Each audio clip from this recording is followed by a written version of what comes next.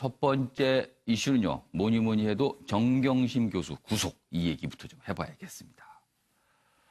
오늘 자정을 넘긴 시간에 이루어졌고요. 그리고 새벽에 구속이 됐습니다.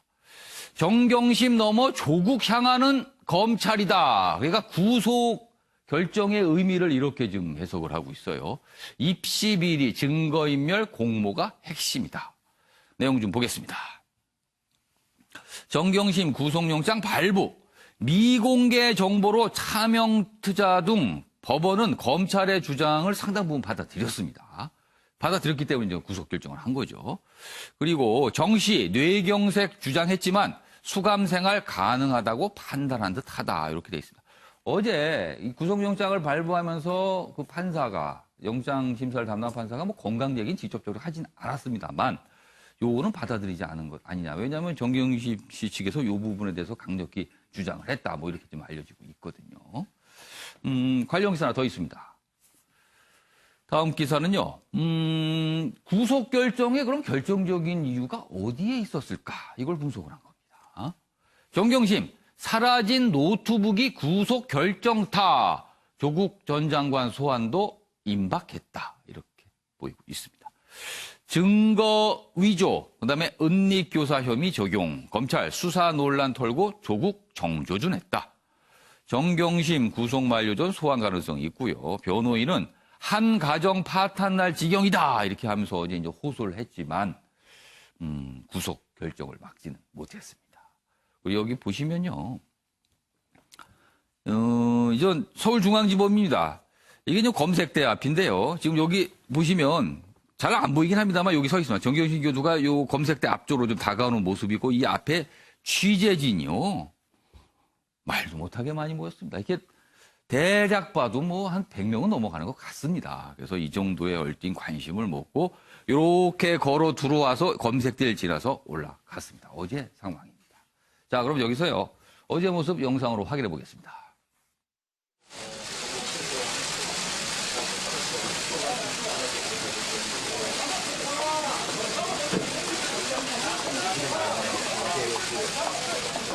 국민한테 사전에는 신뢰와 판매 수행 부탁드리겠습니다. 재판의 성실히 임하겠습니다. 사실상 위조한 혐의 인정하십니까? 제기된 혐의를 인정하십니까? 검찰의 강압 수사라고 생각하시나요?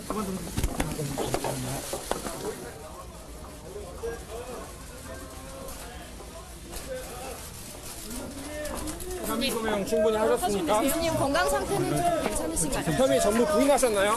교수님 혹시 국민들께 하시고 싶은 이야기가 있으신가요? 한 말씀만 해주시죠. 아까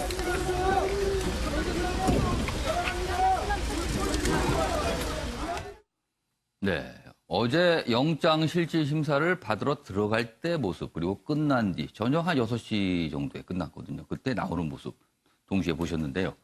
시청자 여러분, 좀 눈치가 좀 빠르신 시청자 여러분께서는 아마 보셨을 거예요. 얼굴을 이렇게 이제 모자이크 처리했지만 그래도 안대가, 나올 때는 안대를 착용을 했구나, 이게 있었거든요. 아마 뭔가 좀 불편한 점이 있었고요. 그리고 건강이 좀 문제가 있다라는 걸 좀 호소하는 측면도 있지 않았을까, 뭐 이렇게 좀 생각이 좀 듭니다. 자, 오늘 법조인 두 분 나오셨는데요. 이거 법적으로 좀 풀어보겠습니다. 먼저 조대진 변호사. 네. 구속이 된 결정적인 이유, 어디에 있었다고 보십니까? 일단 재판부는 구속의 상당성이 인정이 되고 증거인멸의 가능성이 있다고 지금 봤었거든요. 그러니까 아무래도 증거인멸의 가능성을 높이 본 것 같습니다. 증거인멸? 네. 그 PC에 관련된 반출 부분이라든지 여러 가지 말 맞추기 정황이 있었다는 그런 부분에 대해서 조금 안 좋게 본 것 같고요. 그리고 이런 부분들을 신문 기간이 한 6시간 정도 됐었거든요. 그렇습니다. 7시간 가까이 됐었는데 판단은 한 5시간 이후에 이루어진 걸로 봐서 상당히 이례적으로 빨리 결정된 걸로 보입니다. 그래서 재판부가 어느 정도 이런 증거인멸의 가능성이라든지 이런 부분을 건강 문제에 비추어 봤을 때도 또 엄중하다고 판단했을 가능성이 높아 보이고요. 다만 이제 아쉬운 점은 70군데나 검찰이 압수수색을 해서 여러 가지 증거들이 다 지금 모여 있는 상태인데도 불구하고 굳이 구속까지 시킬 필요가 있었는지 이런 부분에 대해서는 좀 생각해 봐야 그러니까 될 것 조대진 같습니다. 변호사께서 보시기에는 이미 충분한 정도로 압수수색 그리고 소환조사 사실 여러 번 했거든요. 그래서 그렇게 됐으면 충분한 수사가 이루어졌다고 볼 수도 있는데 증거인멸 부분에 대해서 약간 이 구속 이유가 들어간 거에 대한 또 아쉬움이 있다는 거네요. 네네. 그리고 이제 예. 정경심 교수가 구속이 되어야지 본인들의 이제 검찰이 과잉 수사에 관련된 그 짐을 덜어낼 수 있기 때문에 예. 좀 더 세밀히 준비한 부분도 어떻게 보면 법원에서 예. 채택하는 데 있어서 이렇게 조금 더 효과적이었지 않나 이렇게 싶습니다. 뭐 지금 알려지기로는 검찰이 어제 영장실실 심사를 할 때요. 그 장소에서 11개 혐의가 있었잖아요. 그 혐의에 대해서 PPT, 그러니까 프레젠테이션을 띄워갖고 아주 구체적으로 조목조목 설명을 했다는 또 얘기도 좀 다 들리고 있습니다. 자, 이규영 변호사. 예. 여기 이제 일부 언론에서는 이제 노트북, 이 부분, 지금 노트북이 좀 없잖아요. 그 부분을 예. 검찰이 좀 확보하려 하는데 지금 어디로 가는지 모릅니다. 예. 이런 부분을 보고 법원이 이거 증거인멸 가능성이 있는 거 아니야. 이렇게 판단했다는 분석이 있어요. 어떻게 보십니까, 이경환 변호사께서? 예, 저도 그 아주 중요한 부분 중 하나 봅니다. 예. 일반적으로 사법기관, 예. 법원은 증거인멸을 좋아하지 않습니다. 왜 증거인멸을 좋아하지 않느냐? 일종의 사법방해라고 보는 겁니다. 범죄자가 자신의 증거를 없앴을 경우에는 예. 이분은 저지를 게 거의 명백하다라고 예. 판단할 가능성이 높기 때문에 예. 이와 같은 증거인멸의 경우에는 대부분 구속장이 발부하게 됩니다.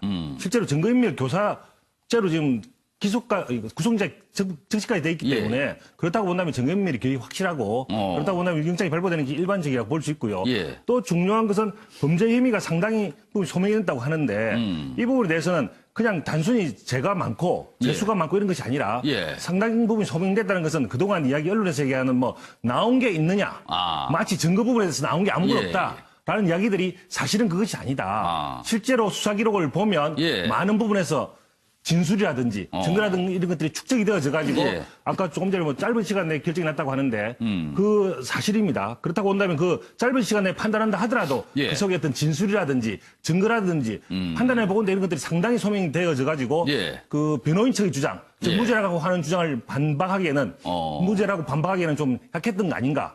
상당히 인정이 됐기 때문에 바로 구속영장이 발부된 것으로 봐야 될 것 같습니다. 네, 알겠습니다. 자, 오늘 많은 언론이 구속 사실을 다루고 있으면서 동시에 조국 전 장관 얘기를 하고 있습니다. 아직은 모릅니다. 어떻게 진행이 될지. 그러나 소환조사 가능성 있는 거 아니냐. 이런 쪽에 이제 무게를 싣고 있거든요. 관련 기사 보시죠. 다음입니다. 조국 향하는 검찰의 칼날, 정경심 혐의 4개, 그리고 플러스 알파. 이렇게 돼 있습니다. 연루 정황이다. 이렇게 돼 있습니다. 이 검찰 관련 기사일 때는 항상 이런 칼날 이런 표현이 들어가죠. 조금 어떻게 보면은 검찰을 이렇게 뭔가를 이렇게 베는 칼에 비유를 하는데 역시 이 기사 마찬가지입니다. 지금 정경심 교수의 경우 11가지 혐의가 적용이 됐거든요. 근데 그중에 4가지 혐의가 조국 전 장관과 좀 연관된 거 아니냐라고 지금 나오고 있어요. 보시면 두 자녀 서울대 인턴 증명서 관련해서 2가지 혐의입니다. 그러니까 뭐 허위 작성 공문서 행사 등 혐의. 여기서 2가지 혐의가 있고요. 그리고 증거 위조, 증거 은닉 교사. 요런 혐의, 증거 부분 요 관련해서 2가지 혐의. 그래서 4가지 혐의가 일단 나왔어요. 그런데 플러스 알파 뭐 추가될 수도 있다. 이런 겁니다. 그리고 뭐 인지 관여 여부가 공범 판단 쟁점이다. 이렇게 돼 있습니다. 요 부분도 좀 법조인 두 분께 짧게 좀 물어볼게요. 좀, 속도를 내서 답변을 해주시면 좋겠는데, 조대진 변호사께서는 검찰이요, 조국 전 장관 소환 조사할 걸로 봅니까? 어떻게 판단하세요? 소환 조사가 불가피할 거라고 보여집니다. 일단은 정경심 교수가 예. 법원의 판단에 의해서 구속이 된 상황이고, 예. 그리고 여러 가지 지금 언론 보도에 의해서 정경심 교수와 4개 정도의 지금 공모에 예. 지금 의심을 사고 있는 상황이거든요. 어떻게 보면은 이 사건의 그 수사의 정점은 검찰이 예. 생각하기에는 정경심 교수가 아니라 조국 교수라고 판단하고 있을 가능성이 더 높습니다. 그렇기 때문에 언론에 나온 4가지 플러스 알파 중에 예. 4가지가 더 중요한 게 아니라 플러스 알파가 더 중요한 부분을 감춰놨을 가능성이 더 높고요. 그러니까 정경심 교수와 관련된 게 아닌 조국 전 장관만 적용되는 뭔가. 네네. 그러기 위해서 조국 전 장관을 소환하기 위한 1차적인 조치로 정경심 교수의 구속이 필요했었던 건데 예. 이제 검찰의 판단에 맞게 들어간 거였고요. 이제는 조국 장관을 편하게 소환을 해서 이제 조국 장관에 대한 플러스 알파에 관련된 혐의를 직접 캐물을 수 있을 상황이 됐기 때문에 예. 소환은 반드시 이루어질 것으로 보입니다. 그럼 이경환 변호사께서도 소환을 할 걸로 보시는 거죠? 예. 그렇다면 어떤 점에 검찰이 좀 초점을 둘까요? 예, 지금 그 조국 전 장관의 예. 지위는 예. 공범의 지위와 단독범의 지위가 경합되고 있습니다. 아. 공범의 지위는 바로 정경심 교수와의 공범의 지위인 것이고요. 아. 단독범은 본인이 정경심 교수와 상관없이 본인 스스로 저지른 예. 범죄를 말하는데 예. 그와 관련해서는 본인이 그 당시 민정수석이었고 예. 공직자윤리법이라든지 예. 혹은 본인이 뭐 직접 허위 공문서를 예. 위조했다든지 허위 공문서를 작성했다든지 예. 이 내용들이 있기 때문에 그 단독범에 대해서 조사 안 할 수가 없는 거고요. 그리고 기본적으로 이 공범과 관련해서는 예. 지금 모든 공범과 관련된 제도를 정 교수에게 넘기고 있지만 예. 과연 부부 사이에서 영어 교수에 불과한 정 교수가 이 모든 경제적인 부분을 다 책임지고 그 많은 돈을 갖다 가족들이 돈을 혼자 다 결정했겠는가. 예. 이 부분 관련해서 과연 조국 교수는 조국 전 교수, 조국 전 예. 장관이 아무런 참여를 하지 않았을 것인가. 이 전체 부부 재산의 예. 상당수를 이경환 투자하는 전 계획에서. 교수가 아니라 교수고요. 전 장관을 잘못 말씀하신 거죠? 예, 전 교수는 교수고 전 장관이죠. 예, 예, 예. 예.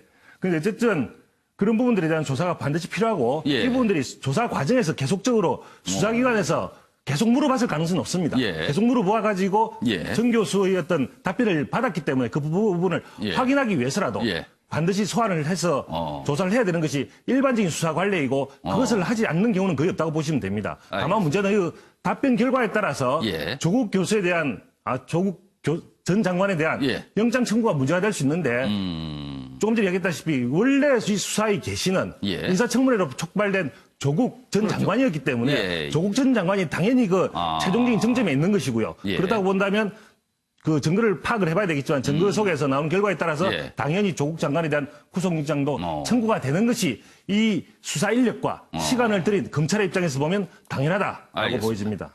그러니까 여기서 말한 이 플러스 알파, 지금 검찰이 과연 무엇을 파악하고 있고 무엇을 갖고 있을까, 뭐 이런 것도 좀 궁금한 대목인데, 이건 뭐 수사상을 뭐 지켜볼 수밖에 없습니다. 자, 지금부터 좀 다룰 내용은 약간 어떻게 보면 부수정일 수도 있어요. 그렇지만요, 이것도 좀 중요한 내용입니다. 윤영걸 전 대표님하고 김성도 평론가 두 분께 이 질문 좀 드릴게요. 어제 정경심 교수가 사실은 검찰은 비공개 조사를 받기 때문에 언론에 포착이 안 됐어요. 근데 어제는 영장 심사를 받으러 와야 되기 때문에 정식으로 왔습니다. 그래서 언론에 포착이 됐어요. 그래서 오늘 많은 언론들이 사진을 싣고 있는데, 그리고 어제 방송을 통해 또 생중계가 되기도 했습니다. 근데 언론에 따라서는 정경심 교수의 얼굴을 모자이크 처리한 것도 있고요. 아니면 모자이크 처리하지 않고 그냥 그대로 얼굴대로 내보낸 것도 있습니다. 자, 이 부분도 여러 가지 좀 뒷말, 여러 가지 얘기가 있습니다. 윤영걸 전 대표께서는 어떻게 보세요, 이 상황? 뭐 아침 뉴스 신문 보시나 방송 보시면 궁금하실 거예요. 예. 어떤 데는 정경심 교수 얼굴을 예. 모자이크 처리하고 예. 어떤 데는 안 했거든요. 언론마다 다릅니다, 그렇죠. 지금. 과거 검찰청 조사받을 때는 예. 아예 공개를 안 했어요. 예. 검찰청은 지하주차장으로 가서 올라가니까 예. 숨어서 갈 수가 있는데 예. 법원은 지하주차장에서 올라가는 시설이 없어요. 그냥 1층으로 가야 됩니다. 그러니까 1층으로 정식으로. 가야 되니까 예. 기자들을 현관에서 다 법원에 쫓아내지 않는 이상 예. 다 사진을 촬영하거든요. 예. 그래서 저는 조금 궁금하긴 해요. 왜 그러냐면 예. 사실상 공인이거든요. 현직 교수고 전직 교수도 아니죠. 조국 교수 예. 그 부인이잖아요. 예. 부인이고 지금 현직 동양대 교수잖아요. 예. 공직이고 국민적인 관심이 많잖아요. 예. 그래서 저는 당연히 공개될 줄 알았어요. 그러니까 윤영걸 전 대표께서는 이 정도 상황이면 공인으로 봐야 된다고 보시는 그렇죠. 거예요. 저는 구속 영장이 발부된 게 예. 뭐 증거인멸이나 뭐 이런 예. 거 여러 가지도 있지만 저는 법조인이 아닌 입장에서 보면 예. 구속영장이 왜 발부됐냐 저보고 하나라만 얘기하라면은 예. 이건 피해자가 많은 사건이거든요. 입시 비리, 예. 표창장이나 허위 예. 인턴이나 이게 학생들하고 관계된 거예요. 입시하면은 우리나라 사람들은 예. 엄청 흥분합니다. 예. 그리고 또 하나는 자본시장 돈에 관한 거예요. WFM 주식을 예. 포링크라는 회사를 통해서 예, 가족이 예. 그걸 WFM이라는 예. 상장회사 주가에 관여를 한 예. 게 지금 나와 있잖아요. 물론 아직 재판을 해야 되지만 예. 그래서 자본시장에 개입됐다는 게 이게 피해자가 옛날에 동양그룹 현재현 회장이 예. 부도가 날 때 다른 데보다 엄한 처벌을 7년형을 받았거든요. 지금도 감옥에 있는 이유가 예. 은행 대출 받았으면 그렇게 엄하게 처벌 안 받습니다. 근데 자본시장에서 직접 기업어음, 예. 사기성 CP라고 해서 기업어음을 예. 4만 명한테 해서 피해자가 4만 명이 나와서 7년형 받아서 그때 부도날 때 자산이 부채보다 많았는데 예. 지금까지도 감옥에 있어요. 예. 그래서 저는 이게 피해자가 많은 건데 예. 당연히 공개해야 되는데 안 했다. 아. 그래서 저는 좀 그게 의아하고 물론 뭐 언론사에서 고유 판단이긴 예, 합니다. 근데 어제 또 한 사건이 있었어요. 예. 인천공항에서 들어온 저 김준기 동부그룹 회장. 전 DB그룹 회장. 네. 예. 그분 사진 공개했거든요. 그렇죠. 거기는 다 나왔죠. 당연히 공개해야 된다고 전 회장이에요. 예. 본인은 또 공항에서 무죄를 주장해요. 예, 예. 근데 또 공개했어요. 저는 인권을 존중해서 안 한다면은 언론사도 원칙을 갖고 똑같이 해야 된다. 예. 누구는 해주고 누구는 안 해주고. 예. 정경심 교수는 뭐 로펌 3개에다가 변호사 18명이 예, 돼서 예. 언론사에서 좀 알아서 조심한 거 아니냐. 저는 이런 좀 어느 정도 좀 의심을 좀 지울 수가 없습니다. 앞으로 안 하려면 알겠습니다. 다 똑같이 좀 안 했으면 좋겠다. 예. 이런 생각이 듭니다. 김선수 평론가, 최근 들어서 사실은 피의자에 대한 인권, 뭐 이런 게 좀 강조가 됐어요. 그리고 사실 조국 정을 거치면서 그런 부분에 대한 중요성도 사람들이 인식을 했습니다. 그래서일까요? 약간 언론사마다 판단이 다른데 이 상황을 좀 어떻게 보셨어요? MBN이 네. 이성적이고 예. 또 합리적인 언론사라고 생각합니다. 어. 이 공인이라고 하는 사전을 예. 찾아보시면 다 나와 있는데 이거 법리적인 예. 해석이 아닙니다. 예. 공인은 고위공직자들과 어. 또 그리고 자산과 또 사업의 규모가 일정 예. 규모 이상의 대기업의 임원들이나 이런 사람들을 공인이라고 하죠. 뭐 어떨 때 보면 저는 굉장히 많은 그 예. 질문들을 갖다가 그 받는 것 중에 하나가 연예인들이 공인이 아니냐 이런 식의 얘기들 많이 그렇죠. 듣는데 그게 좀 논란도 있었죠. 유명인이지 공인이 아니지 않습니까? 아, 그들이 유명인. 뭐 특정한 뭐 어떤 예. 공공기관에서 예. 뭐 무슨 이사장을 한다거나 이런 식으로 연예인들이 뭔가를 겸직을 하고 있을 때 그때는 공인이라고 할 수가 있겠죠. 아. 지금 이분은 그냥 교수고 교수가 공직 아닙니다. 예. 그리고 그 조국 장관의 부인일 뿐이에요. 예. 근데 우리나라는 연좌제 금지돼 있잖아요. 예, 예. 같이 벌을 받아야 되는 그런 예. 위치가 아니지 않습니까? 예, 예. 그럼 당연히 이 사람의 그 개인의 신상들은 예. 보호를 해줘야 되는 게 맞는 것이죠. 그리고 아직까지 범죄 혐의들이 예. 혐의인 것이지 피의자인 거예요. 그렇죠. 의심을 받고 있는 거지 아직 범인이 아니지 재판이 않습니까? 끝나지 않기 때문에 피의자입니다. 아직. 예. 그 동부그룹 회장님이나 뭐 이런 분하고 자꾸 비교를 하시는데 그런 분들이 끼치는 그 피해자의 범위하고 지금 현재 이분이 끼쳤다고 하는데 피해자 다수라고 하는데 그것도 이해가 안 되는 그런 주장이고요. 예. 실제로는 지금 냉정하게 예. 우리 언론들이 예. 이번의 현상에 대해서 스스로에게 그 질문을 던지는 시간이 올 거라고 봅니다. 그래서 지금 일부 시민단체에서는 예. 지금 현재 언론들의 태도에 대해서 기록을 해놓을 목적으로 백서를 만들고 있어요. 조국 대전, 뭐 조국 사태에 대한 예. 어떤 그 백서들을 갖다 만들고 예. 있는데 이 백서를 나중에 들여다볼 때 과연 언론들이 스스로에게 과연 떳떳하다고 얘기할 수 있을지에 예. 대해서 예. 우리가 정말 인권들을 잘 지켰는지에 대해서 질문을 던질 그런 기회가 올 거라고 저는 생각합니다. 알겠습니다. 그러니까 이 얼굴, 정경심 교수의 얼굴을 모자이크 처리를 했느냐 안 했느냐 이런 부분도 나중에 좀 이렇게 돌아볼 대상이 되겠네요. 아무튼 언론에 따라서 약간 좀 판단이 좀 달라서 그 얘기 좀 잠깐 해봤습니다. 이 얘기는 짧게 조대진 변호사만 좀 해볼게요. 네.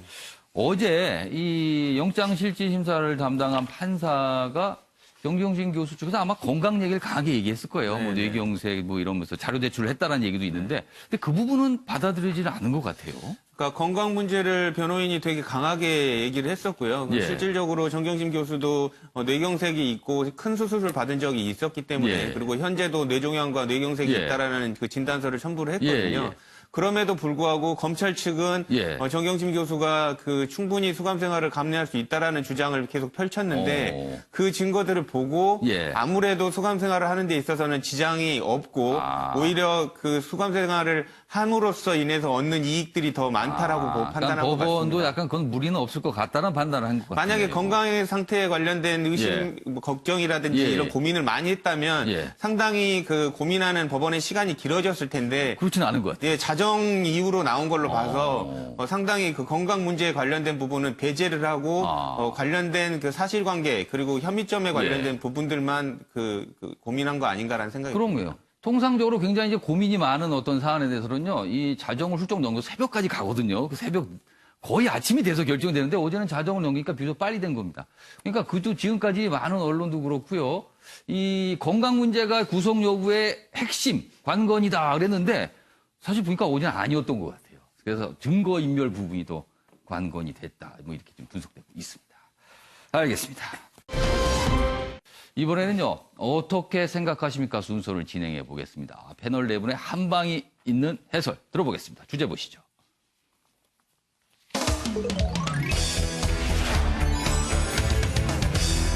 오늘 어떻게 생각하십니까? 주제는 이렇습니다. 지금요, 조국 대전 뭐 끝나갔다 이렇게 평가하잖아요. 정치권에서도 좀 약간 좀 수그러든 모양인데 유시민 노무현재단 이사장과 검찰은 계속 이어가고 있는 모양새입니다. 그래서 이 상황을 어떻게 좀 봐야 될지 기사부터 좀 전해드리겠습니다.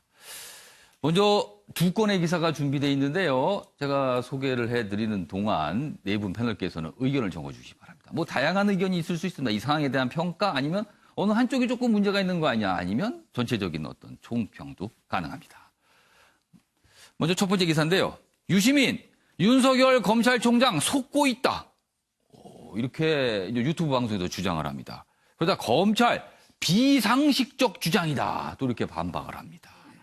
유튜브에서 조국 장관 지명 전에 검찰이 내사를 했다. 이런 주장을 합니다. 그러자 대검 허위 주장이다. 근거 명확히 밝혀라. 왜 근거 없이 주장하냐. 이런 반발을 하는 겁니다.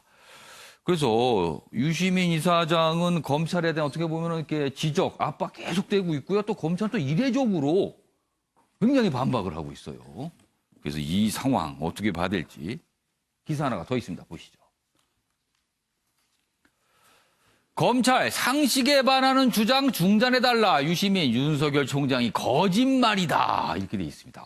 이거는 사실관계에 대한 다툼이 있을 수 있어요. 내용 보면 8월부터 조국 내사 이렇게 주장을 합니다. 방송에서. 검찰 허위 사실이라고 수차례 밝혔는데도 일방적 편들기용 허위 주장을 하고 있다. 반박을 합니다. 그러자 또 윤 총장에게 직접 확인하라. 또 재반박을 하고요. 여기에 대해서 검찰이 다시 얘기하고 이렇게 됩니다. 여기 보시면 요 아랫부분에 좀 기사 좀 보겠습니다. 이런 유시민 이사장의 주장에 대해서 대검이요. 보도자료를 내갖고 반박을 하는데 여기서 주목할 부분이 있습니다. 유시민 이사장을 보도자료에서는 유작가로 설명을 해요. 유작가. 통상 아침에 매일경제도 그렇고요. 많은 언론들이 그냥 유시민 이사장 이렇게 표현을 합니다. 그런데 요 대검은요. 유작가라고 했습니다. 이게 무슨 의미가 있을까? 아니면 굉장히 좀 눈길을 잡는 대목이었어요. 요 부분이요. 호칭에 대한 부분. 그래서 좀 여러 가지 얘기가 있습니다. 자, 그럼 여기서요. 관련 영상 확인해보고 이어가겠습니다. MB정부가 쿨했다라고 얘기할 때 윤석열 총장은 뭐였냐면 특수부장이에요. 그러니까 이 대검 특수부장을 할 때의 경험, 그걸 넘어서서 검찰총장으로서 많은 것을 보고 넓게 보고 그리고 그것을 염두에 두고 내부를 지휘해야 검찰총장다운 거죠. 정신적으로 정서적으로 여전히 특수부장에 머물러 있구나. 이렇게 조폭적 형태를 보이는 이유가 윤석열 총장을 자기가 미리 중앙지검장 시절부터 협의해서 배치해놨던 그 사람들이 피라미드 조직처럼 일사불란하게 바치고 있어서 아무것도 귀에 안 들어가요. 그래서 제가 윤 총장이 허위 보고를 받고 있고 그리고 그 허위 보고가 허위임을 깨닫지 못하고 있다는 거를 제가 절감한 게 다 틀어막아서 안 나갔다고 말하는 거 보고 그리고 어제 구속영장 청구서에 11가지 혐의 기재된 내용들을 살펴보고 나서 이 사람은 아무것도 모르는구나. 다 흘러나갔는데 전부 다. 이미 여론 재판을 해서 파렴치한 가족 사기단처럼 만들어 놓은 이 모든 일들에 대해서 이 사람이 파악을 못하고 있구나. 지금 귀하는 부하들한테 속고 있는 겁니다. 이렇게 말해주고 싶어요, 제가. 여기서 말하는 귀하는 윤석열 검찰총장을 말했죠. 그러니까 윤석열 검찰총장이 뭔가 속고 있다. 그리고 또 추가적으로 나온 거에는 거짓말을 하고 있다. 뭐 이렇게 주장이 나오는데 검찰에서는 강력히 또 반발을 하고 있어서 뭔가 좀 맞서고 있는 상황입니다. 특히 어떤 사실관계 부분은요. 조국 전 장관이 후보자로 법무장관 후보자로 지명되기 전에 검찰 측에서 내사를 했다? 안 했다? 이런 부분까지 지금 맞서고 있어서 이 상황 지금 어떻게 봐야 될지 지금부터 좀 얘기해 보겠습니다. 먼저 윤영걸 전 대표님 어떻게 생각하십니까? 저는 유시민 그 이사장이 피노키오의 모험 있잖아요. 거짓말하면 코가 자꾸 커지는 거. 지금 코가 상당히 많이 커졌을 것 같아요. 근데 물론 뭐 다 거짓말이라는 얘기는 아니죠. 예. 검찰에서 어느 정도 내사했다? 예. 상당히 가능성이 있어요. 예. 그리고 여러 가지 정황에 대해서 분위기를 많이 아는 건 사실일 가능성이 예. 있지만 그동안에 보세요. 예. 저 정경심 교수가 동양대 PC 빼돌릴 때 검찰이 조작할까봐 증거 보존용이다.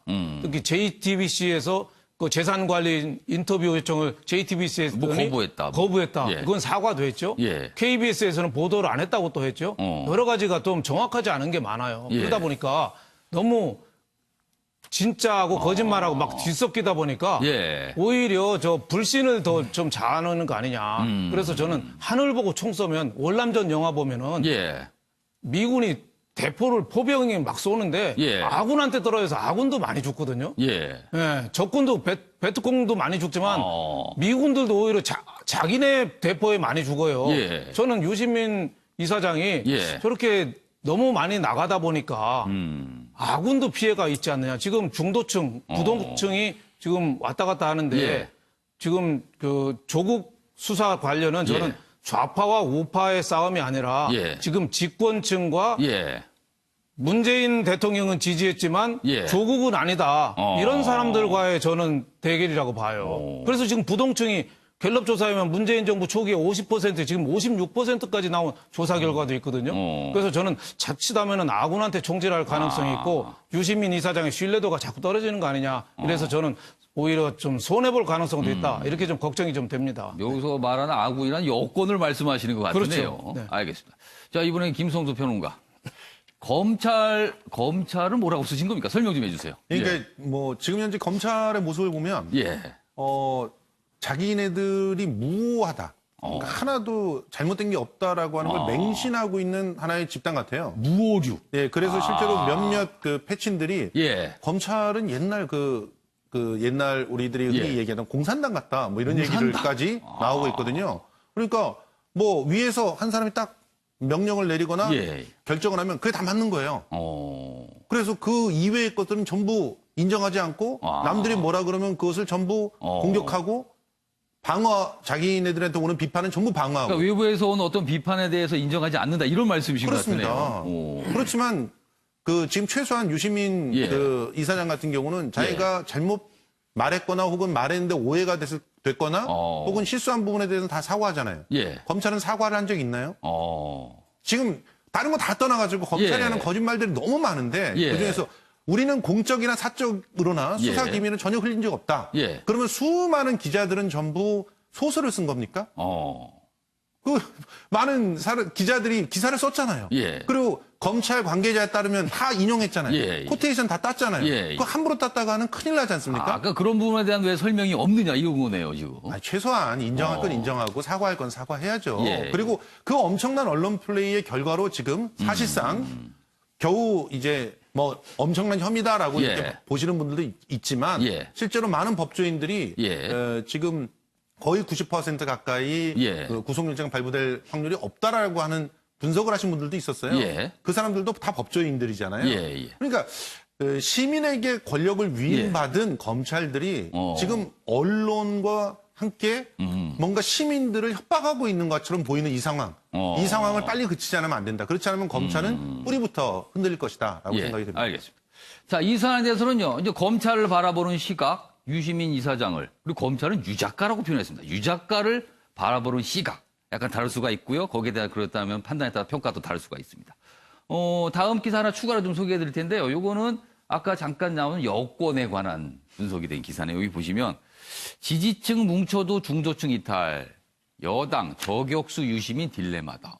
딜레마라는 표현을 썼어요. 여기 보시면 뭐 KBS와 관련된 내용들 그리고 뭐 윤석열 총장 원색 비판으로 다시 논란이다. 일각에선 유시민 리스크 관리 필요하다. 이런 지적을 하는가 하면 또 다른 쪽에서는 이렇습니다. 다들 몸살일 때 정권 호위에 나섰다. 무슨 소리? 또 이렇게 또 반론을 하는 분도 있어요. 그러니까 긍정적으로 보는 시각과 부정적으로 보는 시각이 또 안에 여권 내부에도 있다. 뭐 이렇게 좀 기사가 분석이 돼 있습니다. 자, 요 기사까지 참고를 하셔서 나머지 두 분 의견 들어보겠습니다. 먼저 유경환 변호사. 예. 뭐라고 쓰신 거예요? 설명 좀 해주세요. 예, 혹세무민이라고 썼습니다. 예. 혹세무민 뜻가이심이 됐었습니다. 예. 세상을 어지럽히고 예. 백성을 속인다. 이 혹세무민이 요즘 많이 뜨는 말인데 왜 그러냐면 사실은 알릴레오를 유시민 이사장이 처음에 내세우면서 했던 말이 혹세무민을 걷어내겠다. 그러니까 세상에 잘못 알려진 걸 좀 바로 잡겠다 이런 취지였어요. 차원에서 이 말을 썼기 때문이죠. 근데 그 세상을 어지럽히는 것이 당사자인 것 같아서 지금 어제 검찰의 반응도 바로 혹세무민 하지 마라 라고 했던 말 제가 방송에 나와서도 여러 번 했는데요. 본인이 혹세무민하고 있는 거 아닌가라는 차원에서는 꼭 말씀을 드리고 싶은 거고 왜냐하면 어저께 유시민 이사장이 했던 말 속에는 부적격 청와대에 조국 전 법무부 장관이 부적격 의견을 개진하고 면담 요청을 했다. 단순히 자기 주장을 하는 것이 아니라 어떤 사실을 밝히면서 이야기를 한 거예요. 마치 국민들은 그걸 이야기를 들었을 때 사실인 것처럼 받아들이지 않습니까? 그렇다고 한다면 최소한 부적격 의견을 언제 어떻게 누구에게 보냈는지 그리고 면담 요청을 누구한테 언제 누구에게 했는지 이 정도는 밝혀야 그 말이 신빙성이 있을 텐데 그런 말 없이 마음대로 하는 것은 사실이 아닐지도 수도 있는 것을 마음대로 이야기하는 거 아닌가라는 차원에서 그 근거를 밝히는 게 맞고요. 또 특히 중요한 것은 검찰이 사실은 지명하기도 전에 조장관 일가를 내사했다. 이건 진짜 큰 불법 같은 건데요. 한번 내사했을 경우에. 그렇다면 그 근거를 반드시 밝혀야 되고 또 심지어는 검찰총장이 부하들에게 속고 있다. 이런 표현까지 썼거든요. 검사들이 검찰총장을 속일 이유가 있습니까? 모르겠으면 잘못 보고할 수 있을지는 몰라도 과실로 잘못 보고할 수 있을지는 몰라도 의도적으로 검찰총장을 속여서 보고할 이유가 뭐가 있다고 이렇게 이야기 표현하는지 잘 모르겠습니다. 그래도 적어도 이 정도 말을 하려면은 적어도 근거를 가지고 덤벼야 되는데 근거도 없이 이런 말을 하기 때문에 국민들이 오히려 유시민 작가의 말에 대해서 신빙성을 느끼지 못하고 신빙성이 없다고 판단하기 때문에 지금 오히려 본인의 말이 정부 여당을 옹호하기 위해서 스스로 의용지신이라고 나중에 자백했지만 의용이 아니라 오히려 지금 정부 여당에 반하는 결과적으로 더 나쁜 영향을 미치는 그런 결과를 가져오고 있다. 라고밖에 해석할 수밖에 없죠. 자, 조대진 변호사는 지금 이경환 변호사가 얘기를 할 때 메모까지 하면서 뭔가 발언을 단단히 준비하고 계셨어요. 설명해 주세요.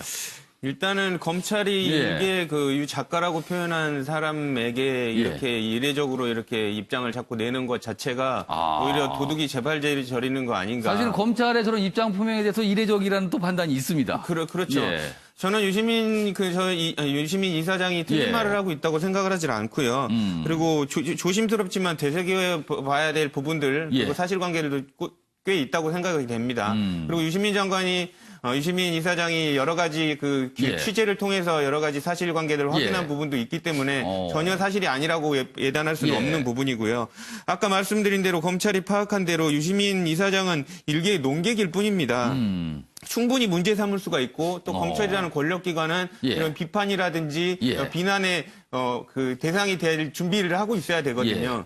그럼에도 불구하고 발끈하는 검찰이 더 수상하다는 부분이 있고요. 오히려 저는 이런 부분들을 일개 언론이라든지 그 일개 당사자들은 그 발표를 못하지만 자신 있게 용기 있게 국민들을 위해서 문제 제기를 하는 것 자체가 더 용기 있는 그 언론인이라고 저는. 그럼 여기 보시면 요 대목에 동의하시는 거예요. 다들 몸살일 때 나섰다. 요거에 동의하시는 거예요, 이 주장에. 그렇죠. 실제로 아까 뭐 검찰이 무슨 잘못을 했길래 그렇게 이렇게까지 그렇게 비난을 하느냐라는 그 의견도 있을 수 있겠지만 이렇게 되돌려 보여서 생각하면 됩니다. 아까 평론가님께서도 말씀해 주셨지만 검찰이 이때까지 국민들이 납득할 만한 행동을 하고 있었나요? 의심스러운 행동을 했었기 때문에 지금 유시민 이사장의 말이 그 설득력 있게 느껴지는 거고 그리고 실질적으로 지금 검찰총장 검찰 내부가 윤석열 사단으로 지금 꾸려졌다는 건 공공연한 사실입니다. 그렇기 때문에 밑에 사람들에 의해서 귀가 어두워졌을 가능성도 충분히 있는 거고 조사에 의해서도 충분히 나온 그 얘기라고 지금 본인도 얘기를 하고 있기 때문에 무작정 이거를 혹세무민하고 뭐 국민들을 속이는 것이다라고 평가를 해서는 안 된다고 생각합니다. 두 분 뭐 더 추가 발언 요청하신 거예요, 아닙니까? 제가 요청했습니다. 그러면은 이경환 변호사한테 30초, 김성훈 변호사 30초 짧게 드리겠습니다. 그 검찰이 의심스러운 행동이라고 얘기를 하는데 구체적으로 검찰이 어떤 의심스러운 행동을 했는지 여기를 했으면 좋겠습니다. 지금 언론에 밝혀지는 나오는 정보를 가지고 얘기하는데 그 나오는 정보들은 대부분 기자들이 자기 아는 이야기들을 아는 검찰 내 뭐 관계자를 통해서 예. 사적으로 알아가는 거예요. 그런 게 불가능하다면 기자가 존재 가치가 없는 거 아닙니까? 예. 기자는 당연히 사람들을 쫓아다니면서 예. 일반적으로 공표되는 것이 아닌 다른 기자이신 거 잘 아실 거 아닙니까? 예. 그래서 조그마한 이야기 하나 들어가지고 예. 그걸 갖다 이렇게 그걸 갖다 추정을 해서 알겠습니다. 이걸 조각을 맞춘 다음에 야, 알겠습니다. 사실을 만들어내고 그것을 국민에게 알리기 기자의 역할인데 그 조금 나온 걸 가지고 마치 전체적으로 다 검찰에서 공식적으로 밝혔다. 예. 이런 식으로 이야기하는 것 자체가 저는 무려 아니면 알겠습니다. 검찰에서 구체적으로 어떤 관계자가 어떻게 밝혔는지에 대해서 정확하게 이야기를 해야 된다는 거고요. 예. 그런 차원에서 보면 국민의 알 거리는 그럼 어떻게 보장받을 것인가? 기자들은 어떻게 무엇을 알려줄 예. 것인가? 이번에 대한 고민도 없이 무조건 이야기하는 것은 저는 문제라고 그러니까 봅니다. 비판의 근거를 명확히 밝혀라 지금 그 말씀이시네요. 예, 김성훈 지금 평론가. 그거는 언론한테 요구해야 돼요. 기자한테 요구해야 될 것을 예. 일개 유튜버한테 요구하고 예. 일개 유튜버가 예. 그 지키고 있는 것들은 그 기자들은 지키지 않는 것을 갖다 용인해주고 있는 그런 상황을 예. 얘기를 하시니까 앞뒤가 안 맞는 거죠. 예. 실제로 지금 그 윤석열 예. 검찰이 예. 검찰이라고 하는 기관에 대해서 명예훼손을 했다고 유시민이든 하어영이든 이런 사람들을 갖다 막 예. 개인 고소를 하려고 한다면 예. 지금까지 그 검찰이 아무런 기밀이나 이런 것들을 갖다 제공하지도 않았음에도 불구하고 예. 검찰 발이라고 얘기했던 기자들부터 다 고소를 해야 된다고 생각을 하고요. 예. 그들이 더욱더 검찰이 지금 마치 공적으로 전혀 기자들한테 그런 것들을 갖다 제공하지도 않는데 예. 소설을 쓰듯이 그걸 쓰는 기자들에 대해서 검찰이 명예를 훼손받고 있다는 사실에 대해서 국민에게 호소를 해야 된다고 생각합니다. 그런데 그렇지 않고 있다는 것은 그리고 실제로 윤석열 검찰총장이 예. 그 국정감사에 나와서 얘기했잖아요. 제가 다 보고받은 건 아니지만 이런 예. 얘기들도 했어요. 예. 그걸 다 국민들이 기억합니다. 다 보고받지도 않고 어떤 판단을 한다는 거지? 그냥 무조건 우리 식구니까 다 믿는다는 건가? 내 부하니까 다 믿는다는 건가? 그런 발언들을 국민들이 놓치지 않거든요. 알겠습니다. 당연히 그러니까 의혹들을 제기할 수 있는 거죠. 그런 발언들에 대해서 지적을 한 것이다. 그렇게 이해해달라는 거예요. 지금 보시면요. 치열하죠. 지금 검찰과 유시민 사장을 바라보는 시가 치열한데 제가 많은 분들이 이 기사를 취재하다 이렇게 들어보면 이런 또 판단을 하시는 분들이 있더군요. 유시민 이사장에 대해서 이른바 뭐라 그럴까 야권 진영이랄까요. 거기서 이제 보는 시각이 대권 주자로 보기 때문에 영향력이 있다. 그래서 저렇게 내놓는 발언이 참 부담스럽다고 느낀다는 거예요. 그래서 굉장히 좀 비판적인 시각을 내놓고요. 그리고 반면에 또 여권 쪽에서는요. 윤석열 검찰총장, 지금 여러 가지 여권 쪽하고 약간 각을 세우는 모양인데 사실은 문재인 대통령이 임명을 했잖아요. 그러니까 또 그런 부분이 또 부담스럽다는 거예요. 그래서 서로 약간 어려운 처지에 있다. 그러면서 보는 시각이 다르다. 뭐 이렇게 또 분석을 내놓으시는 분도 있습니다. 뭐 귀담아 들을 만한 내용이 아닌가 싶기도 합니다. 알겠습니다. 이번에는요. 정치기사 간단하게 이어가 보겠는데요. 자유한국당 얘기입니다. 어제도 아침에 매일경제 좀 다뤘는데요. 어제 하루 종일 또 이 얘기 또 뒷말이 참 많았습니다. 보시죠. 조국 사태 표창장 파티. 한국당 꼴 보기 싫다. 제목이요. 인용해서 다른 건데 굉장히 비판적입니다. 표창장 파티. 파티와 표창장 같이 가기가 좀 쉽지 않은데. 그리고요. 꼴 보기 싫다라는 표현까지 들어갔습니다. 여기 보시면 당원들 뭐 하자는 거냐. 비난이 빗발을 쳤다. 이렇게 돼 있습니다. 내용 보겠습니다. 조국 청문 TF에 관여한 분들 14명의 표창장을 준 거죠. 그러니까 조국 정부에서 잘 싸워줬다 이런 취지인 것 같아요. 그리고 50만 원 상품권도 줬다. 그리고요. 어제 이제 논란이 됐던 게 그거잖아요. 이 패스트트랙 정국에서 어떤 이게 물리적 충돌에 나섰던 의원들에게 공천 가산점 줄 수 있다. 이런 얘기를 하면서 또 논란이 됐었는데 여기 보시면 강화문 민심, 당 지지하는 게 아닌데 희희낙낙한 걸 보니 암담하다. 지도부와 의원은 딴 나라에 사는 것 같다. 탈당하고 싶다. 이런 분통을 터뜨리는 분도 있다고 합니다. 이 조선일보기사인데요. 굉장히 매섭게 지금 비판을 하고 있습니다. 관련 기사 더 있습니다. 보시죠. 이쪽입니다. 나경원 패스트트랙 가산점 없었던 일 될 듯하다. 한국당 지도부가 수습을 하는 발언들을 내놨는데 큰 의미 없다. 이런 취지입니다. 여기 보시면 박맹호 한국당 사무총장입니다. 사무총장이니까 전체적인 살림 관리하고요. 공천에서 굉장히 중요한 역할을 합니다. 사무총장은요. 여기 보시죠. 공감대는 없었다. 총선 공천관리위원회에서 다룰 문제로 사전 논의된 사안이 아니라고 선을 그었다. 그리고 황교안 대표의 측근인 한 관계자의 말입니다. 큰 의미 부여할 사안 아니다. 이러면서 수습에 나섰습니다. 근데 나경원 원내대표가 한 발언인데 큰 의미 부여를 하지 말아라고 하면 이게 어떻게 되는 겁니까? 이게. 그래서 또 여러 가지 얘기가 있습니다. 자, 관련 영상 보고 이어가겠습니다. 국회의원 여상규 조국 인사청문회 대책 TF위원으로서 이를 철저히 검증하는 데 기여한 공로가 크기에 이에 비천함. 네, 모두 박수 부탁드립니다.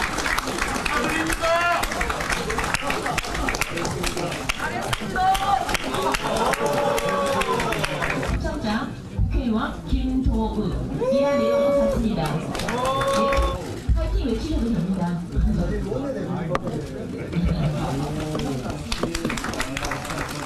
부청장 국회의원 주광덕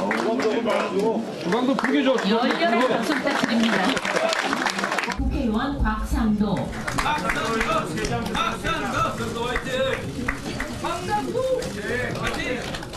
네, 다음은 김동 우리 당을 위해서 헌신하고 또 기여한 분들에 대해서는 또 그 평가를 해야 되지 않겠습니까? 그런 관점에서 이해해 주시면 좋겠습니다. 아니, 우리가 왜 범죄 혐의점이 있습니까? 우리는 정치 저항을 했습니다. 한마디로 정치 저항을 올바르게 앞장서서 하신 분들에게 가산점을 주는 것은 당연한 일입니다. 자, 두 가지 상황입니다. 표창장 그리고 이제 가산점 얘기 두 가지로 압축이 되는데요. 저 상황에 대해서 자유한국당을 뺀 여야 정당들은요. 어제 논평을 내놨는데 굉장히 호된 논평들이 나왔습니다. 사실은요. 여기서 뭐 소개드리기가 너무 거친 거 아니냐 할 정도로 굉장히 호된 비판이 나왔습니다. 윤영근 전 대표님께서는 이 상황 어떻게 보셨습니까? 자유한국당이 없는 게 세 가지가 있어요. 예. 품위도 없고 전략도 없고 예. EQ, 감성적인 지수가 없어요. 다 중요한 거 아닙니까? 다 중요한 게 그게 부족해요. 예. 그래서 저런 행동하는 겁니다. 광화문에 예. 화난 국민들이 나갔지 예. 저분들이 간 거 아니잖아요. 그 50만 원씩 상품권 준 게 누구 돈입니까? 국민들 세금이에요. 예. 그리고 여상규 위원장 잘했다고 상 주는데 예. 요전에 욕설한 그 나와서 국민들이 또 화나게 했어요. 논란이 됐었죠. 거기다가 어떻게 저렇게 시상식을 합니까? 예. 그러니까 국민들하고 감성이 안 통하는 거예요. 광화문 간 심성을 모르는 거죠. 또 하나 잘못한 거 예. 패스트트랙에 폭력이 있던 사람 예. 가산점 공천 때 가산점 준다는 건 예. 학교 폭력에 자식이 학교 폭력 가해자인데 예. 집에 와서 예. 그 아들을 칭찬해 주는 거랑 똑같아요. 집에 와서 야 우리 집은 무인의 집안이라 너 참 씩씩하다고 아들 칭찬해 주는 거랑 똑같아요. 무인의 집안이요? 장군의 아들이라 너는 다르다. 뭐 이래서 칭찬해 주는 거 똑같아요. 예. 현행법을 위반하면 그건 처벌을 받아야 되잖아요. 예. 물론 억울한 건 있겠죠. 그거를 공천에 가산점을 줘요? 그러면 삭발한 사람도 삭발상 주고 가산점 주죠? 그건 말이 안 되죠. 또 하나 잘못한 거 더 있습니다. 예. 대통령 국회 시정연설할 때 예. 물론 대통령이 예. 좀 우리 생각하고 어긋난 얘기를 많이 했어요. 예. 경제 좋아진다는 동서 예. 여러 가지 얘기 많이 했지만 그러니까 한국당 시각에서 봤을 때도 동의하기 어려운 그렇죠. 얘기를 했다는 뭐 거죠. 가입호하고 돌아서고 이거는 예의가 아니죠. 그런 거는 예의는 갖추고 비판은 날카롭게 얼굴은 웃으면서 말은 날카롭게 언중육을 이런 거 있잖아요. 품위 있게. 예. 물론 민주당도 못하는 게 많죠. 예. 포용도 못하고 소통도 안 하고 예. 저기 반성도 안 하고 못하는 거 많지만 예. 자유한국당이 빨리 이거 고치지 않으면은 예. 지금 중도층에서 표류하고 있는 국민들 있잖아요. 예. 그 윤국영 동요처럼 반달 동요처럼 예. 돛대도 아니 달고 삿대도 없이 예. 가기도 간다. 어디로 가요? 예. 서쪽 나라로 가잖아요. 서쪽 나라가 어딥니까? 예. 자유한국당보다 더 민주가 더 센데요. 서쪽 나라가. 예. 그러니까 자유한국당 저절로 안 옵니다. 예. 자유한국당이 뭘 보여줄까를 지금 메뉴판에 당장 보여줘야 돼요. 예. 근데 저런 거 시상식이나 하고 저런 거 해갖고 되겠습니까? 저는 자유한국당을 예. 애정을 가지면서 호되게 혼내고 싶습니다. 예. 알겠습니다. 세 가지가 없다는 걸로 요약을 해 주셨네요. 지금 상황에서 딱 보이는 모습이요. 이규환 변호사, 자유한국당에 몸담고 계신 이규환 변호사, 뭐 하실 말씀이 있으실 것 같은데 지금 당 분위기 정말 어떻습니까 지금? 예. 뭐 아까 국민의 뭐 자유한국당에 대해 얼굴 좀 들고 얘기 좀 해주세요. 제가 보면서 말씀드렸습니다. 예. 뭐 한국당에 대한 애정 이야기를 해주셨는데 저는 애정을 가지고 하는 비평에 대해서는 충분히 수용합니다. 그렇지만 어쨌든 그럴 수밖에 없는 어떤 다른 해명적인 것은 제가 할 수밖에 없는데 특히 그러니까 저런 얘기가 저런 상황이 될 수밖에 없는 어떤 이유가 있습니까? 특히 학교 폭력하고 뭐 학교 폭력과 비교하는 것은 패스트트랙하고 비교하는 것은 문제가 있다고 봅니다. 그건 동의하지 않는 폭력 행사한 것은 거예요. 무조건 폭력 자체가 동의 자체도 잘못됐기 예, 때문에 그거와 같이 얘기할 수는 없는 거고요. 예. 패스트트랙 부분은 분명히 패스트트랙 과정에서 폭력을 서로 행사한 부분에서 야당으로 하여금 폭력을 겉으로 드러난 폭력을 행사할 수밖에 그게 만든 그 이유가 반드시 존재하거든요. 불법 사보임. 예. 그리고 그 과정에서 또한 여당도 마찬가지로 해왔고 또 과거에도 그렇게 해왔던 것이 국회 내에 있던 광범위한 자율성 사회에서 이해될 수 있는 부분들이 충분히 있기 때문에 그것을 똑같이 비교하는 것은 잘못이다. 그렇지만 어쨌든 폭력 자체는 잘못된 거 아니냐라고 이야기한다면은 그거는 받아들일 만한 이야기. 뭐 폭력, 물리적 충돌 분명히 그건 있었잖아요. 그 자체는 그런 비판은 당연히 여당도 폭력을 하기 때문에 똑같다 봅니다. 그래서 그거 가지고 똑같이 명백하게 똑같은 선상에서 비판하는 것은 저는 문제라고 보고요. 일단 그 부분은 알겠습니다. 그런데 이제 지금 이 사안을 다룬 이유는요.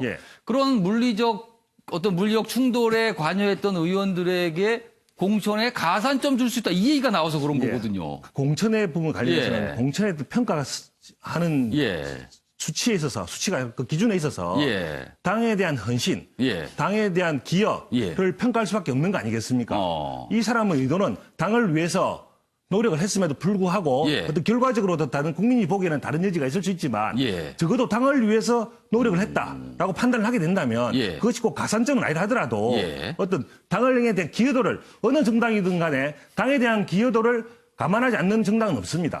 그렇기 때문에 이 사람의 어떤 의도 그리고 당에 대한 기여도를 하나의 기준으로 보자라고 얘기를 하는 것이고 그 부분에 있어서 뭐 가산점이라는 말은 좀 오해 여지가 있지만 어쨌든 전체적으로 공천을 평가할 때 하나의 정량적인 평가, 정성적인 평가에 있어서 그런 것들도 같이 봐야 되는 거고 실제로 그런 것들이 그걸 감안하고 있습니다. 알겠습니다. 지금 이규환 변호사가 뭐 자세히 설명했는데 김소원 평론가 이 질문 드릴게요. 지금 그렇다면은 이 상황을 어떻게 이해가 될 수가 있는가 하면요. 어떤 정치적인 사안에서 굉장히 충돌이 벌어집니다. 근데 그 상황에서 물리적인 행사가 앞으로 또 있어도 어쩔 수 없다. 그리고 차라리 어떻게 보면 그걸 장려한다. 이렇게 해석될 수도 있거든요. 자칫하면요. 그렇죠. 뭐 법을 어기라고 뒤에서 부추기고 있는 것이고 폭력을 조장하는 그런 행위라고 밖에 볼 수가 없는 거죠. 그러니까 국민들이 당원들이 직접 분통을 터뜨리는 상황이 벌어지는 것이고 지금 자유한국당의 상황을 보여주는 건 저 표창장에 담겨 있습니다. 표창장을 보면은 표창장을 수여하는 사람의 이름은 나경원 원내대표로 돼 있는데 도장은 황교안 대표의 도장이 찍혀 있어요. 그러니까 결국은 나한테 줄 설래, 황교안 대표한테 줄 설래 이렇게 서로 어떤 줄서기 게임을 하고 있는 것처럼 보이거든요. 그러니까 결국 이게 당을 위한 헌신이라고 보는 것인지 나를 위한 헌신이라고 보는 것인지 일단 나경원 원내대표는 먼저 얘기를 하셔야 될 것 같고 나를 위해 헌신했으니까 당연히 가산점을 주자라는 식으로 나온다면 공당이 아니에요. 공당이 그 국민들을 바라보고 국민들을 위해서 헌신하는 그런 모습을 보이는 사람을 가산점을 줘야 되지 않겠습니까? 알겠습니다. 자, 최근에 자유한국당이 이제 조국 정국을 거치면서 굉장히 지지율 좀 오름세를 보였고요. 여러 가지 평가가 있었습니다. 뭐 긍정적 평가도 있었고요. 또 뭐 지금 긍정적 평가가 좀 많이 있다는 일반적인 내용이 나오고 있거든. 그런데 이 상황에서 이 사안 그제부터 좀 불거졌는데 좀 여러 가지 지적. 거의 많은 언론들이 이제 비판적으로 이 사안을 좀 다루고 있습니다. 알겠습니다. 이번에는 사회 분야 기사를 좀 넘어가 보겠습니다. 판결이 하나 나왔는데요. 요 내용 좀 여러 가지 좀 해석을 해봐야 될 것 같습니다. 아내 외도로 낳은 혼외자, 남편의 법적 친자로 봐야 한다. 이렇게 돼 있습니다. 자, 이 제목만 보면요. 여러 가지 많은 상황이 좀 생략이 돼 있어서 이게 무슨 소린가 이렇게 싶기도 합니다. 일단 보시면 대법원 전원 합의체 판결, 부부관계 장기간 유지 인정된다 이렇게 돼 있습니다. 여기 보면 이 문제 사안에는요 아들이 2명이 등장을 했는데요, 자녀가 둘이 등장합니다. 첫 번째 자녀, 두 번째 자녀.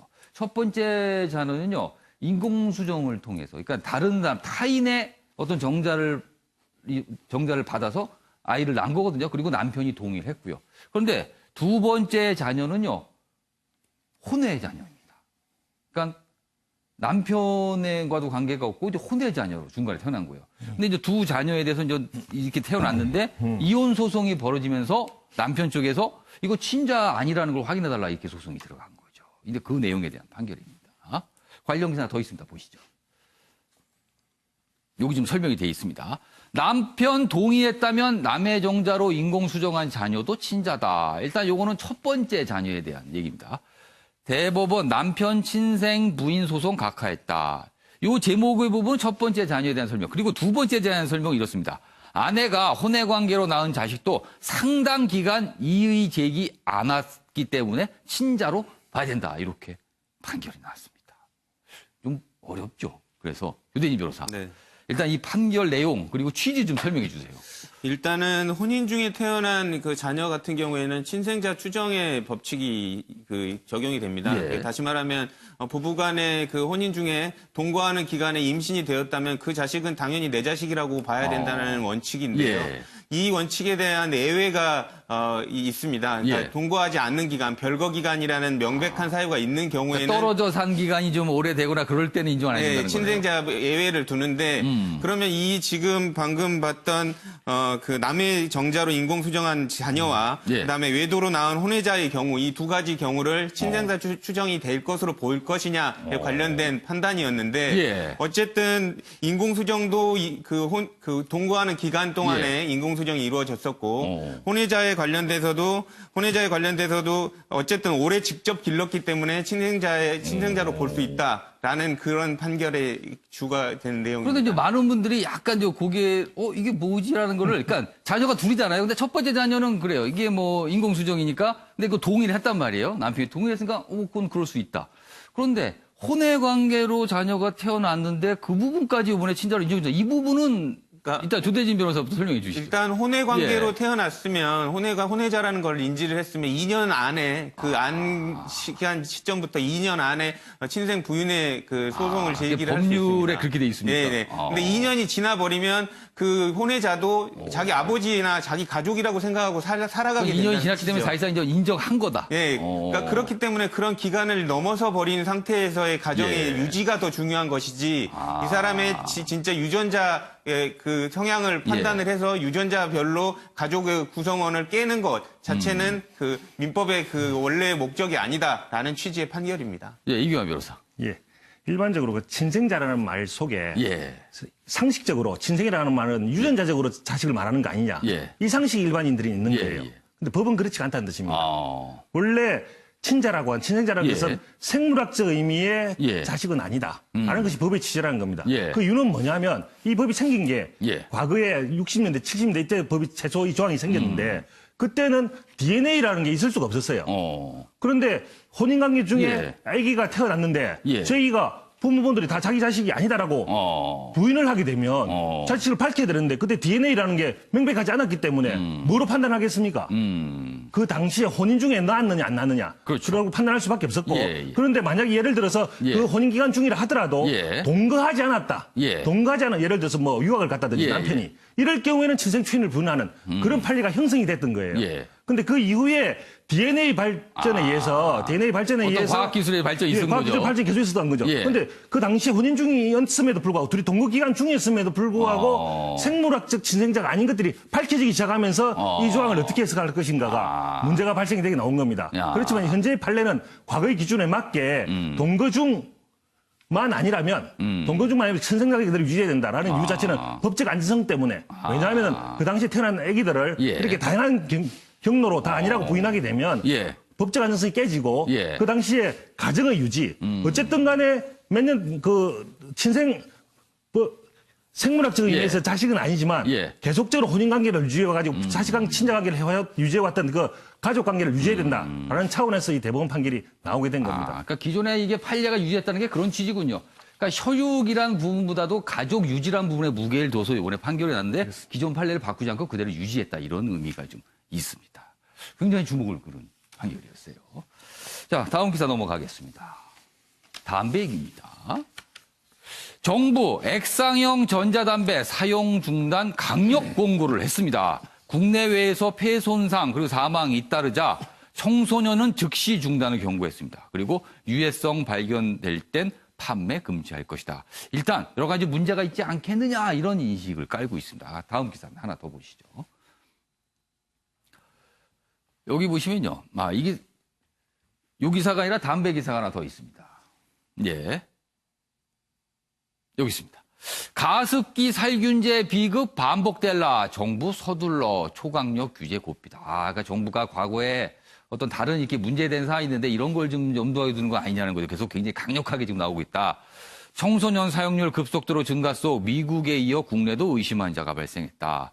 현재는 위해성 확인돼야 판매 금지가 가능한데 수익 검사 강화, 판촉 감시 등에 그치고 있다. 그러나 제조사들은요. 논란 성분 없다면서 또 반발을 하고 있습니다. 그러니까 아마 또 이것도 다툼이 있겠죠. 제조사 측에서는 이거 뭐가 확인된 거 아닌데 왜 그러느냐 해서 이런 입장도 있습니다. 아무튼 지금 상황은 이렇게 가고 있습니다. 자, 여기서요. 다음 기사는 어제 저희가 아침에 속보로 좀 전해드렸는데 금강산 얘기입니다. 금강산 얘기 좀 해보겠습니다. 첫 번째 기사 보시죠. 여기 보시면 일면 기사 잠깐 소개드렸는데 이어집니다. 금강산 남시설, 남측 시설 싹 드러내라. 남북 경협 갈림길이다. 어제 김정은 위원장이 금강산을 방문해서 그제 방문해서 이런 얘기를 합니다. 선임자들의 의존 정책 매우 잘못됐다. 이른바 아버지대 정책을 비판한 거예요. 이례적이죠. 김정일 선대 유훈 사상 처음으로 공개 비판했습니다. 그리고 남녘 동포 오겠다면 언제든지 환영할 것이다. 시설 폐기 후에 남측과 합의 이런 얘기 했습니다. 그러면서 지시도 했고요. 일각에서는 남북대화 극적 돌파구 마련 이런 전망도 하기도 합니다. 걱정 속에 또 전망도 있습니다. 관련 기사 더 있습니다. 보시죠. 외일경제입니다. 그렇다면 이렇게 얘기를 한 이유가 무엇인가? 여기 있습니다. 김정은 금강산 독자 개발 초강수 둔 거다. 한국 때리기로 미국에 시위한 거 아니냐. 또 이런 분석도 있습니다. 대북 제재 굉장히 불만 많죠. 그게 안 되니까 강수를 둔 거다. 이렇게. 뭐가 의도가 있다라는 거죠. 자, 그럼 여기서요. 관련 영상 확인해보고 이어가겠습니다. 김정은 동지께서 금강산 관광지구를 현재 지도하셨습니다. 경의하는 최고령도자 동지께서는 보기만 해도 기분이 나빠지는 너저란 남측 시설들을 남측의 관계 부문과 합의해서 싹 드러내도록 하고 금강산의 자연 경관에 어울리는 현대적인 봉사시설들을 우리식으로 새로 건설해야 한다고 말씀하셨습니다.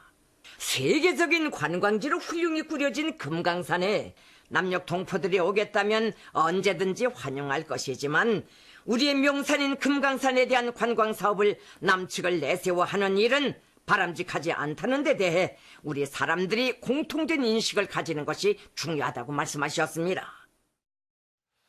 어제 김정은 위원장의 그제 나왔던 어제 북한 매체를 통해 보도했던 내용을 골자를 얘기하면 일단 남측 실을 싹 쓸어버려라. 그런데 남측 관계 부분과 협의해서 또 이런 얘기를 합니다. 그리고 선대 때 이뤄진 이 금강산 사업 이거 정말 잘못된 것이다. 이렇게 비판합니다. 선대는 아버지를 말하잖아요. 여기 있습니다. 김정은 선임자들 정책 매우 잘못이다. 아버지 김정일까지 전례 없는 비판을 한 것 아니냐. 이렇게 좀 분석이 돼 있습니다. 손쉽게 관광지 내주고 득보려다 금강산 10년 방치돼 흠이 남았다. 그런데 또 일각에서는요. 이게 아버지가 아니고 고모부 장성택 겨냥한 거 아니냐. 또 이런 분석도 있습니다. 자, 김성수 평론가. 선대 얘기를 하면서 비판적 시각을 들었는데 이거 어떻게 보세요? 어떤 맥락이 있을까요? 우리 MC께서 말씀을 하실 때 이미 정확하게 구분을 하셔야 되는데 선임자와 선대는 다른 말이죠. 그렇죠. 그러니까 선임자라고 표현했던 것은 이 정책들을 주도했던 사람을 가리키기 때문에 실제로는 장성택과 숙청된 사람들을 가리킬 가능성이 상당히 높고요. 실제 당시에 정책을 끌고 갔던 사람들. 그렇죠. 그리고 지금 현재 비판하고 있는 것처럼 보이지만 실제로는 협의를 해라. 라는 얘기를 하고 있어요. 그러니까 지금 남한 측에서 뭔가 구체적인 경영기업에 대한 자신이 약속한 그런 부분들에 대해서 구체적인 행위를 하지 않는다고 한다면 그러면 이 부분을 갖다가 그냥 철거를 해버리는 게 오히려 낫지 않겠느냐라는 그 강한 표현 속에 실제로는 협의를 해라. 그래서 다시 한번 이 부분에 대해서 머리를 맞대고 얘기를 해보자라고 하는 것이 강하게 들어있고 그래서 외무상을 데려가잖아요. 그 최선희 제2 외무상이죠. 그러니까 외무상이죠. 그러니까 이 사람을 데려갈 이유가 없잖아요. 외교 문제를 담당하는 사람을 왜 갑자기 금강산에 데려갑니까? 그렇죠. 그러니까 그런 부분들이 있는 거라고 보시면 되는 거고 특히 매일경제에서 굉장히 잘 정리했다고 보는데요. 한국을 때리면서 미국의 시위를 하는 거죠. 이거는 제재의 대상이 아니지 않느냐. 왜 미국이 이런 것까지 자꾸 막으려고 하고 특히나 실무자들이 이거 갖고 자꾸 못한다고 얘기하느냐. 이런 부분을 갖다 언급하는 거라서. 그런 부분을 좀 어떻게 좀 해달라는 약간 어떤 호소, 시위일 수 있겠네요. 자, 윤영걸 대표께서는 그 선임자 얘기. 그러니까 아버지 시절에 이뤘던 일에 대해서 일단 이게 문제가 있다고 비판한 부분인데 그건 어떻게 보세요? 그거는 저는 처음이었으면은 선임자라 아버지 때 예. 관료들을 비판했다고 볼 수 있는데 예. 지난 4월 11일 날 예. 할아버지 김일성 교실을 바꿨어요. 체육인문회에서. 그때 공업, 농업 우선 정책을 예. 현실에 맞게 고쳐야 된다고 예. 김일성 교실을 바꿨어요. 그래서 저는 이번에 이거를 예. 희망적인 거를 두 가지를 봅니다. 예. 하나는 중국이 등소평 개혁 개방할 때 예. 목택동 그 무오류라고 그랬는데 예. 07과삼 목택동도 잘한 거 70% 예. 잘못한 거 30%다 해서 예. 그 비판을 상대화했어요. 예. 그래서 김일성 김정일 아버지에 대해서 예. 무오류가 아니라 예. 저렇게 수정을 한다면은 지금 북한이 변하지 않는다. 개방 개혁을 안 한다는 게 예. 무오류 때문에 안 한 거거든요. 예. 근데 저렇게 수정할 수 있다면은 저는 개혁 개방으로 나올 가능성도 있다. 예. 그리고 어제 김정은이가 얘기하면서 예. 남한과의 합의하에 예. 철수한다. 그 두 가지는 저는 약간의 희망적인 시그널이 될 수 있다 이렇게 봅니다. 어제 그 얘기에 대해서 다양한 해석들이 나오고 있어요. 근데 진짜 속내는 뭔지 좀 기다려봐야 될 것 같아요.